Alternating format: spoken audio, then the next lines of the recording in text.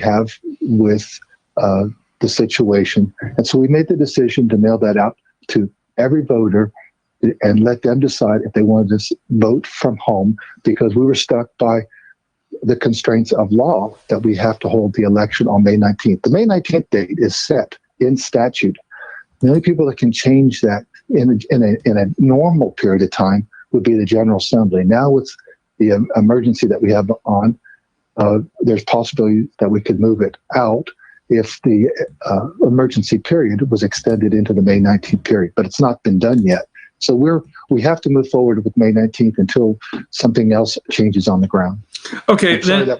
Sorry, that was kind of long-winded. No, because I will say this. Now, I want to get into that. I don't want to leave today.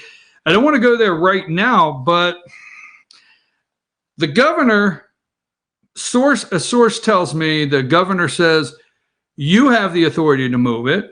House Speaker David Ralston, not to quote because I don't have the interview up that we did Wednesday, he says you and the governor have the right to move it. The governor has an emergency power that he could close school buildings. He could send National Guard into nursing homes. He can do so many things. He could shut us down, tell us to stay home. But then when asked about elections, says he doesn't have the authority. And I want to cover that in a minute, but I want to get to stay with the absentee ballots and what's going on now. How do you plan and ensure the citizens of Georgia, we call it protect the vote. Now, I'm going to tell you this before you, and I want you to take off and give that answer. I have a copy that was sent to me yesterday of 4 envelopes. Okay, 4 envelopes. 2 are the current residents at the address. 2 are the previous residents. So this one house got 4 envelopes. 2 people don't live there anymore. How do tell Georgians how you plan to protect and ensure that the vote is going to be accurate and true? Well, first off, people need to understand the situation you're talking about. That's what I've been telling everyone for 3 years now. That liberal activists have fought us at every turn to allow the state to clean up our voter list. So the state has not been able to take people off the voter rolls because they have moved out of Georgia and they're still registered there. And we cannot legally right now, because of these judges and these activists, we cannot remove them. And that's the situation that we're at. So in fact, it's counterintuitive, but a major advantage of this absentee ballot application mailing is going to rip the veil off the activists' fake arguments about voter lists. For the first time in history that I know of, a first-class statewide mailing has gone out to voters. And for the first time, that's going to show the world how many batch addresses there are. And that's the exact point that I've been making for 3 years now. We have to be allowed to clean up our voter file, and the courts won't let us. Well, wait a minute. Let me interject right there where you say, and I'll give you a chance to finish it up. You're saying we're going to be able to see the bad addresses. What if the people at the bad addresses don't let you know they have them? What are we going to do to ensure that those people the people that are not at that address don't ask for a ballot? I mean, I'm not quite clear on that. Well, first off, if you look at the application that came in the mail yesterday, it asks you for your date of birth. So that person that got their application, they know their date of birth, but the other people probably have moved to another state. And so you would not have that date of birth. So if they sent it in, that would be voter fraud. And we will investigate every case of voter fraud. In fact, the state election board meeting, we have already referred several cases to the local county prosecuting attorneys and the attorney general's office for registering people to vote. And some of those people actually had already passed away. And so our office doesn't put up with that stuff, and we will prosecute every case we find out about that. Sir, all due respect, I don't doubt you would prosecute every case. But all due respect, the difficulty of doing that with the election already being over. Let me move to one more thing now. Vote by mail, and this is the door opening up. The President of the United States is against vote by mail. So So, am I. okay, but We don't believe that. we then don't why believe that- are we don't you? believe Go ahead, sir. we don't believe that the California Colorado model fits Georgia. We know that at the end of the day, Georgians want to show up and vote in person. That's still us. I think that a lot of Georgians are community based. We like the process. In fact, a lot of reasons that the poll workers like working the polls is because they like the community, that they get to see their neighbors that they don't see all the time. So this, and I appreciate the concern. And so that we have no intention. This is a one-time situation because of where the primary is and where we are with COVID-19. And so that's where we are today, and that's what we're going to be doing for this election. And our job is to execute elections, and we don't create them. If the General Assembly and/or the governor, they want us to move an election and give us the authorization to do that, then we'll support their decision on that. But right now, we don't have that authorization to do that. We might double back to that because I want to finish up one thing you said. You said Georgians want to vote in person, and I like that because they do. And you're 100% right when you say a lot of the poll workers like to work because that is actually a community time where people get to say hello to each other, and especially here in rural Georgia. So I understand what you're saying. So you've recently been asked by House Speaker David Ralston in a letter March 26th concerning moving the primary. I want to make sure we have plenty of time to do that. And then you were also you received a letter from, and it says March 31st, the Honorable Brad Raffensperger, Secretary of State, and you know what the content of the letter that is. It's signed by Senator David Perdue, Kelly Loeffler, and the complete House congressional list Republicans from Georgia. Mm-hmm. What say you on moving the election, and who has the authority? And I have several saying you have it, the governor saying you have it. What say you on moving the election to where safely people could go to vote in person? Answer that, sir. The challenge that we have is that we've talked to our legal team. We also talk to the Department of Law, which is the Attorney General's office. We consult with them, and that has to be, where we are. Right now, it's set in statute that the primary will be held on May 19th. The state of emergency is set to expire April 13th. It doesn't extend into the May 19th, primary voting time. And until that does, if it does, then that's really our constraint right now. Obviously, with COVID-19, it's a fluid situation. Look where we are today. I think it was probably 6 weeks ago, the stock market was at record highs and unemployment was at record lows.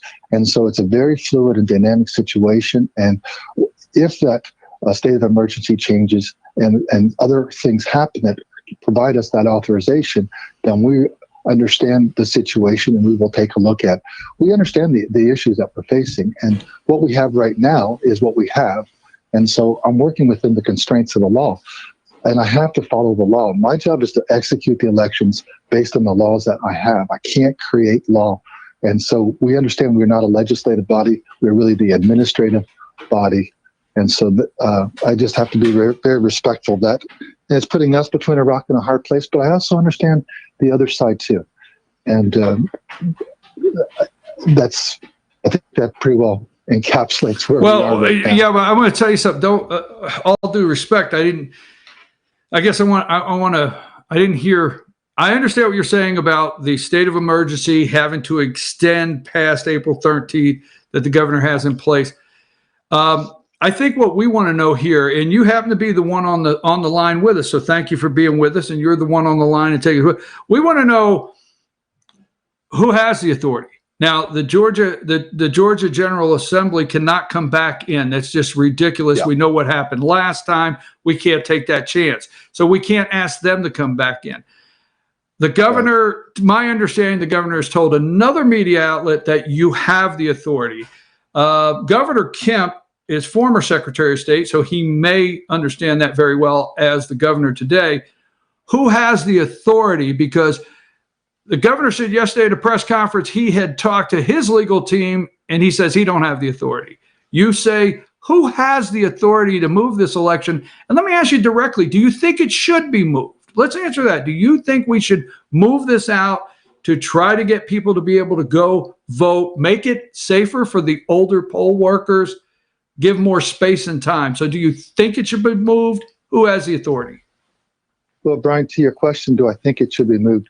One of the things that the challenge that we will have when we have the lawful authority to move an election, maybe I should reward that, if we have the lawful authority to move the election, people also need to understand we can only move it so far. And that's the other thing that's backing it up. Both political parties have to bind their delegates currently. And so I know that the Republican Party has to bind their delegates by Friday. I believe it's June 12th, is it? In my conversations that I had with David Schaefer. And that right now has been set in stone. And so I don't know where the other party is on that, but they have that, but, and it's not the presidential primary butts up. So the question is, what can you do? So we could only possibly move that out into early June, just because of when they have to bind their delegates. Then the other issue we have, and this is in the weeds a lot, but setting the November election is set in the United States Constitution, and that is going to happen on Tuesday, November 3rd. Right.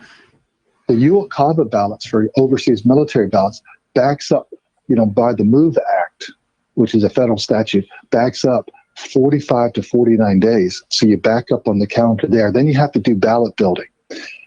The other thing that we do know, you have one congressional race I know has 9 Republicans in it.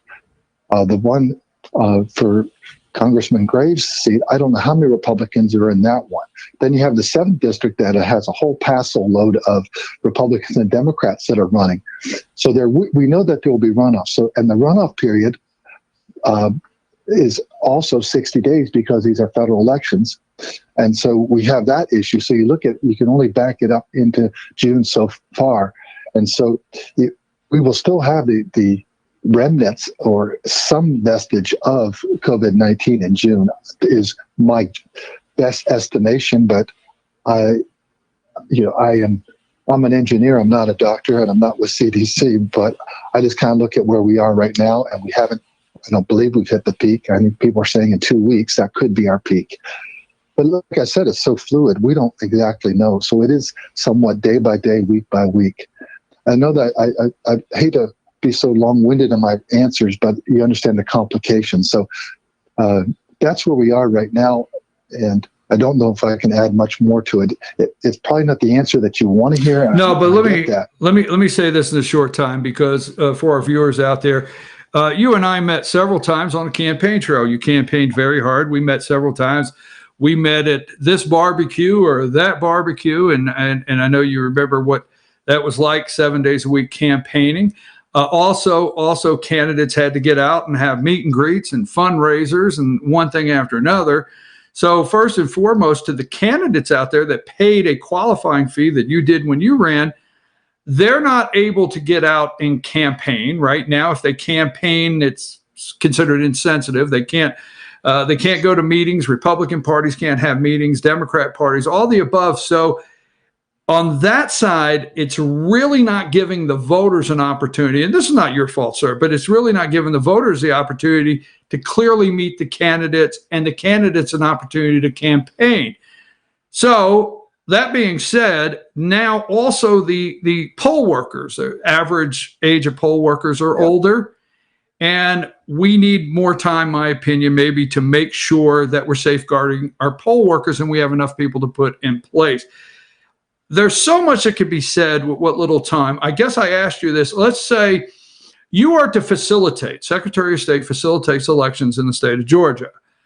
There's a lot of decisions you don't make. But if the decision is yours, because we're bouncing all around, so let's just say hypothetical. I don't want this to turn into soundbite for somebody else. I'm not trying to put you in that box. Let's just say you have the authority this morning to move an election up into June, the primary, and make all these other things more feasible for everybody, would you do it? I mean, I'm just asking direct. I mean, I've asked Speaker Ralston, and we haven't had the governor on here.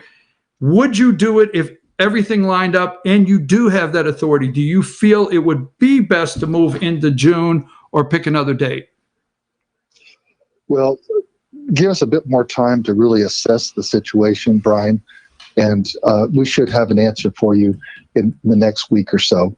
We understand that we're bumping up to some hard times, and we are reaching out to the counties and getting daily feedback on what the situation is on the ground. And we'll have, a clear determination, I would think, in the next week or so. And I have to leave it at that just because of where we are right now. Well, I know, again, I promise it's not because the letter says from senators, from congressmen across the state was sent to you. So what did they see? Why are they urging you? Why is the letter? I don't have. Maybe they sent the same letter to the governor. Governor Brian Kemp has the same letter. Maybe House Speaker David Ralston. But why did they, because they have legal counsel, why did they send a letter directly to you with their concerns and their reasoning? Has the governor received the same letter and the House Speaker, or just you? I really don't know. You'd have to ask all those other parties. We're just focused on what we have, and I can't answer for other folks. So you probably should give them all a holler and see if you can get them, on your show, and it'd be a great town hall meeting, wouldn't it? Well, it would, and I just want to say this, and I want to give you a couple minutes for your final comments and actually just talk to the citizens about voting. But all of the articles I read, it looks like House Speaker Nancy Pelosi, and I'm not saying you're agreeing with her in any way, but House Speaker Nancy Pelosi, all of these models are starting to fit into what they're wanting to do on vote by mail. And I understand they're calling it a door opener in Georgia, what you have done, and you are getting high marks. Sorry, sir, you're getting high marks for more Democrats maybe in the state, or maybe I'm just not looking in the right direction. So final words, sir, before we go. Well, we always seek to do what is right, and we work within the constraints we have.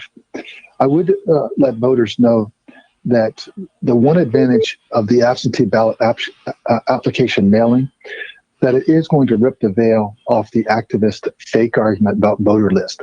Because the first time in history that I know, it's a first-class statewide mailing. It's gone out to voters. And for the first time, we're going to show how many bad addresses we have. And that's the exact point that I've been making for 3 years now. We have to have and be allowed to clean up our voter file, but the courts won't let us.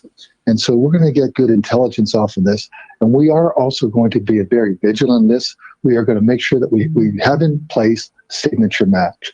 Last year, we added with House Bill 316 that the only person that can touch that absentee ballot, if that's how you do want to vote, this is just an application. If you decide you want to vote absentee, the only person that can touch your ballot when it comes to your house is you, your spouse, or another close family member. Some person that you've never met before is not allowed to touch that ballot.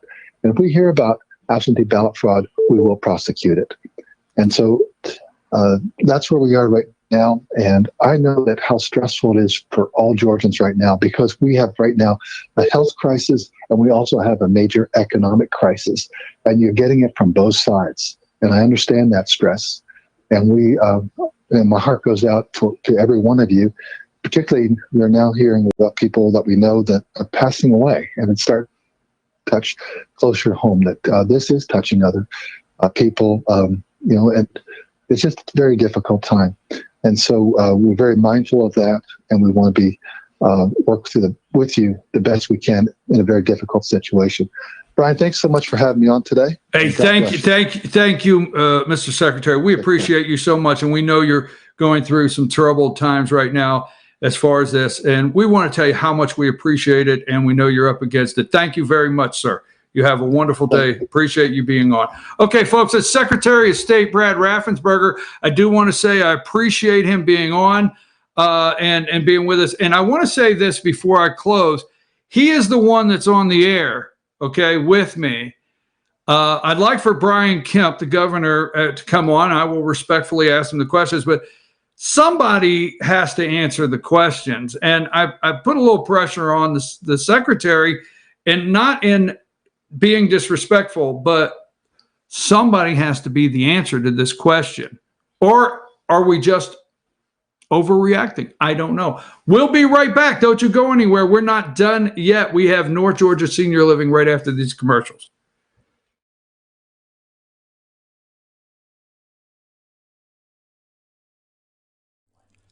In 1981, Reed Nicholson began selling tires out of an old barn in Mineral Bluff. Little did he know that he had just laid the groundwork for the most trusted names in automotive services in the Blue Ridge area. In 1997, Nicholson Tire Center became what it is today, holding the same values of faith, family, and great customer service. 2 locations to serve you, and the Blue Ridge location is currently expanding to offer fast service and the largest U-Haul provider in Georgia. Nicholson Tire Center, Blue Ridge, and Mineral Bluff.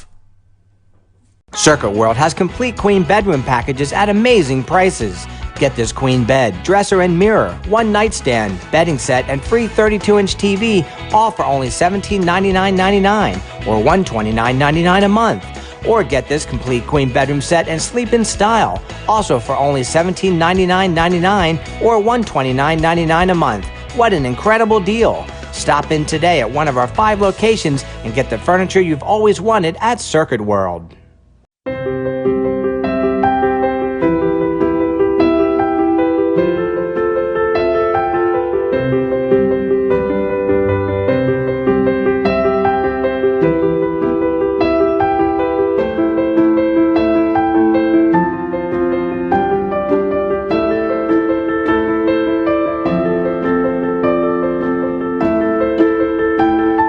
Georgia Diamond is your source for diamonds in North Georgia. I'm Jeff Riblett, President of Asset Protection Group. As a certified financial planner and with 20 years experience, I've helped thousands of families and business owners create a tremendous amount of wealth. Fortunately, most of that wealth has been protected. Don't allow an unforeseen life event, such as a nursing home stay or the next market meltdown, destroy your family's wealth. Be smart. Call me. Let's determine how best to protect your assets and preserve your wealth.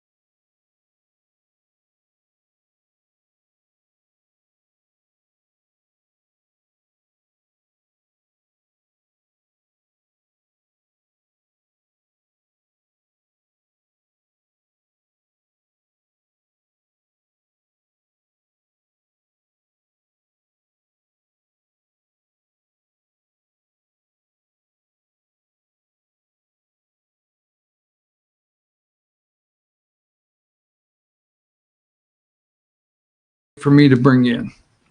Hey folks, we're back. I'm your host, BKP. Good morning. And we are after 10 o'clock. We're getting every segment in. And before I bring in my next guest for North Georgia Senior Living, Jesse Barton, Community Relations Director at Cameron Hall, we have the Sunday edition, okay? FYN Sunday edition. It is going great, and it is just good information. And Sunday edition, you can find it. And these segments we're posting on our Sunday edition, people are enjoying these segments. So don't forget FYN's new website, the Sunday edition. You can find it on fetchernews.com. You see the tab. I'm now joining us now, Jesse Barton, Community Relations Director at Cameron Hall, Ellijay. How are you? I'm great, Brian. Happy Friday. Well, you know what? We are, every one of us and our friends at Circuit World over there, we're just making sure we're all doing the social distancing. And this is a new way to bring the show. It's the first time. We are going to bring it next week like this also. But Jesse, a lot of things are going on. So let's start with some of the fun of it. We'll call it that. Or I'm on your Facebook page, and I'm looking at Lunch and Learn, and I'm looking at great activities that you guys have. So your residents there, how are you keeping them busy and active during this time that everybody's shut in? Sure. So that's kind of been a new challenge for our whole industry as senior living, because we are having to keep them socially distanced still, even within the building. And they have encouraged all long-term care facilities to not have communal dining, which is a huge activity for our residents. So, just making sure that we're visiting them extra during the day, keeping that distance. They come out and take walks by themselves, or with somebody, as long as they are socially distanced. We're taking activities to their rooms and their apartments for them to do during the day. We are delivering snacks and drinks a couple of different times a day, and just trying to find creative ways to keep them engaged, find out things that they enjoy doing on their own. I know one of my residents enjoys sewing, so she is actually going to work on some masks for some of our healthcare workers. So just trying to find different ways, and because we don't want them to be isolated, they're here to have that community piece. So we're trying to just keep that sense of community going. Well, we're all struggling and trying to figure out new ways to interact and get through this together. At Cameron Hall, the assisted living Cameron Hall there at Ellijay, the seniors cannot go out. They can't go on the activity buses as they used to. You can't have your weekly outside activity. I regret saying this, but you just said some things. Are some of them feeling lonely? Because right now, what I'm hearing for seniors that are not in an assisted living or nursing home or group residence, they're getting lonely. How are your residents doing? Sure. I think anytime you are not able to physically visit with your family or physically visit with friends, that it does lead to a sense of loneliness and that you're by yourself. So we have gotten creative, and we're using FaceTime. We have a community iPad that families are able to schedule a time, and we'll get their family member and we'll do FaceTime with them. So it's kind of fun because it's the first time that some of these folks have used FaceTime. So that's been fun. We've even had some family members just come drive up to the window, wave, blow kisses through, the window, just to get that connection. So we do see it. Yeah, I like that you brought up FaceTime. A lot of family is having to use the FaceTime with patients in the hospital, family in the hospital, friends, and that's a good way to communicate. Now, the governor signed a state of emergency, stay in place. He has signed a new executive order, stay in place, and he's also deployed the National Guard. And How does that affect what the governor's done, Cameron Hall, and other assisted livings out there? Sure. So what we're seeing is that, we kind of already had those shelter-in-place guidelines going for our communities, and I know several other within the industry did. So we are screening visitors. They are only essential visitors, such as healthcare and hospice workers. The food delivery trucks are able to make the deliveries each week because we are still providing, all of the meals. So that has not changed too much.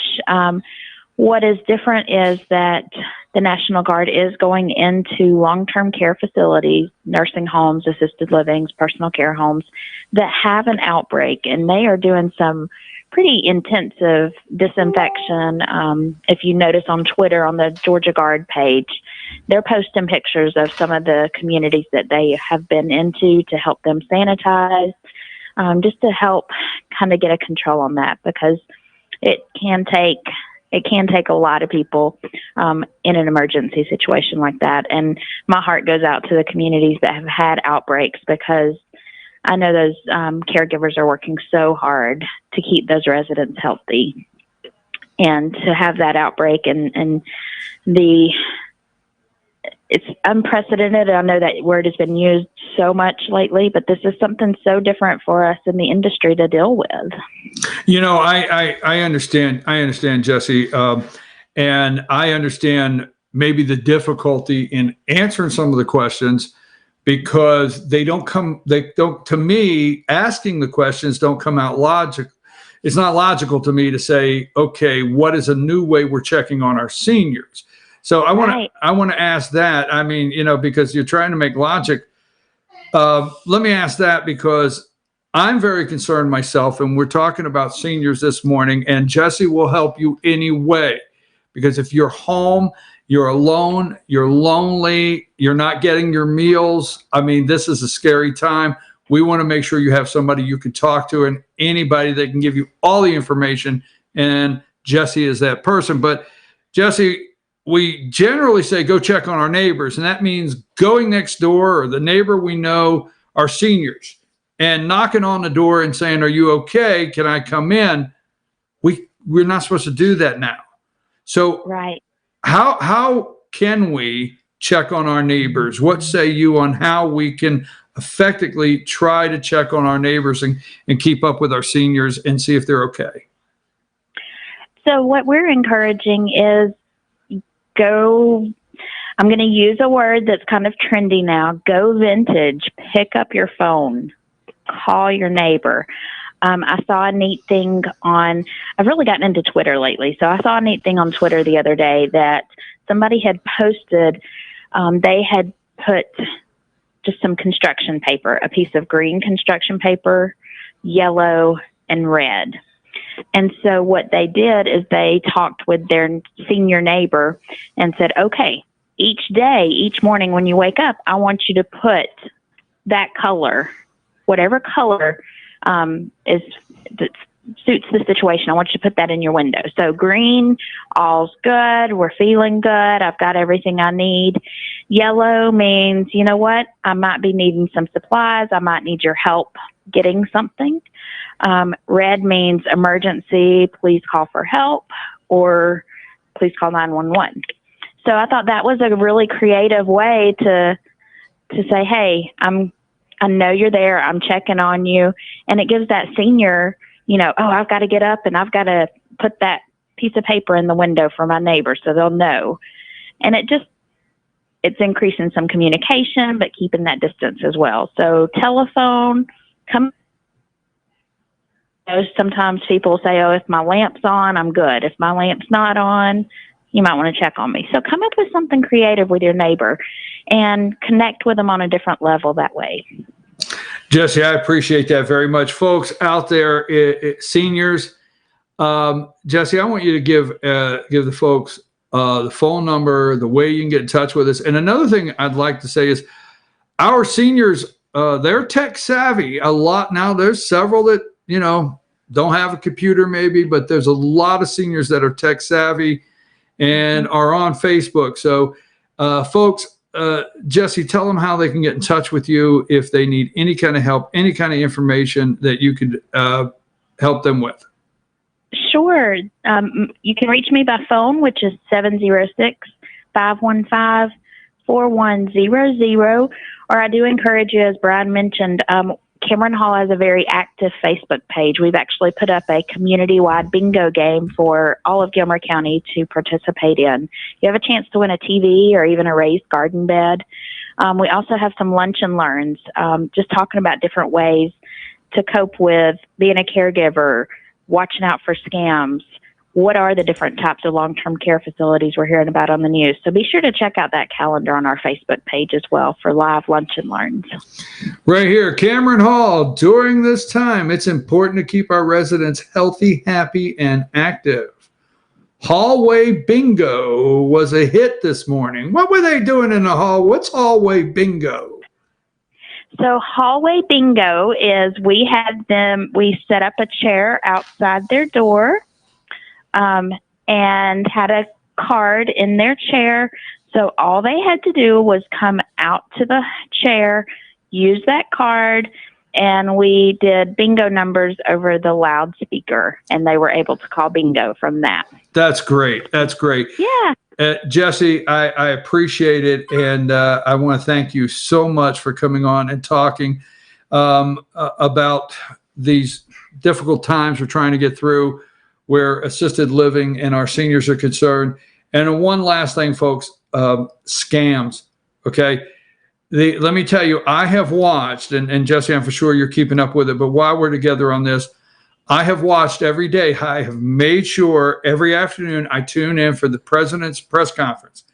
I watch them in their entirety, and Steve Mnuchin, the Secretary of Treasury Secretary, said your Social Security check, the stimulus is going to go direct deposit in your account. They are doing everything they can to make sure they don't print no more than they have to. It's going directly in your account, seniors. So if you get a phone call that says, hey, we can get your stimulus check faster if you give us your information, we can up it by 10 days. It's not true, folks. It's not true. 2 weeks. They started saying 3. They said checks are going to go out in 2 weeks. So, Jesse, I didn't want to step on top of what you were doing, but the scams, folks. No, they need to know, definitely. Yes. Do not, if somebody answers the phone and says, if I have your Medicare number, if I have your Social Security number, if I have your banking information, I can get it to go in faster. Absolutely not. Period. Right, Jesse? Right. Absolutely. All right. I just had to say that because I'm watching every day, and they are warning about the scams that are popping up. There's so many now. Jesse, we appreciate you. You have a wonderful day. This is Jesse Barton Community. One more time with your phone number there so they can contact you. Sure. 706-515-4100. Folks, that's a phone number for Jesse Barton, Community Relations Director at Cameron Hall. You have a wonderful day and a good weekend, and tell all the residents we said hello. And the first chance we get that we can come and say hello in person, we can't wait. That sounds great. They'll be looking forward to it. All right. Thank you, Jesse. Have a wonderful day. All right, folks, that is our show for today. Jesse Barton, Community Relations Director. Isn't the world is spinning around. And I'd just like to put a pin in it and say, stop for a minute and let's regroup. Stay safe. Okay. Shelter in place. Enjoy the weekend. Do you even realize it's the weekend? Like, oh my God, it's the weekend. Enjoy the weekend, folks. Have a great day. We will be back Monday morning right on this show, and we'll try to get some more information from doctors and others to keep bringing that to you on what's going on. I'm your host, BKP. We're out.